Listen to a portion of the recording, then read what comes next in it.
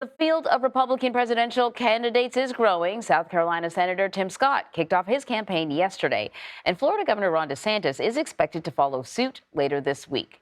So I want to bring in CBS News political reporter Aaron Navarro now to talk a little bit more about all of this. Hey, Aaron, it's really good to see you. What has the response been from both Republicans and Democrats to the news that Senator Scott is throwing his hat into the ring?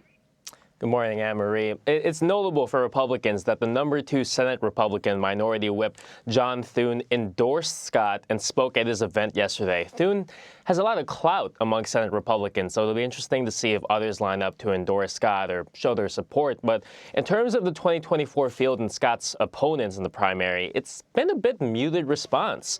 Former President Donald Trump posted about Scott before the event, wishing him luck and showing he doesn't really see him as a political rival quite yet. And you haven't seen any of the other candidates really make any statements. But in terms of Democrats, they're not pulling any punches. The Democratic National Committee is looking to focus on Scott's support for a national abortion ban, as that is something that could potentially hurt him politically if he gets to a general election.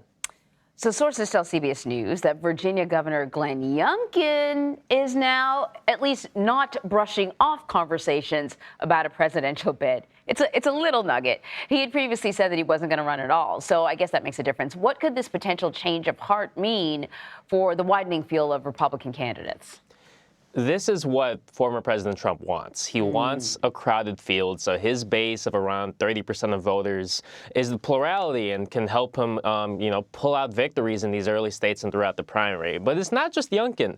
North Dakota Governor Doug Burgum, Miami Mayor Francis Suarez, former New Hampshire Governor Chris Christie have all hinted at potential runs themselves, and it was expected at the beginning of this year to primarily be a cage match between Trump and DeSantis in this primary, and that is looking more crowded after candidates have seen, or potential candidates have seen, DeSantis kind of operate. But for Youngkin, this potential reconsideration comes after a video of his speech at the Reagan Library where he's somewhat pitching his brand as the future for the party, but a lot of it is dependent on Virginia's legislative elections this November. If Republicans do well, control both chambers, it's a good sign of momentum for Youngkin. But if not, we'll see how strongly he really is considering it.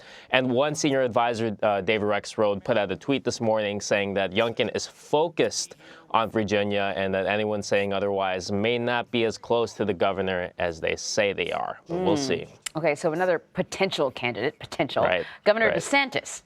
He spoke about his vision for the Supreme Court at a Christian media conference in Orlando. What can you tell us about what he shared?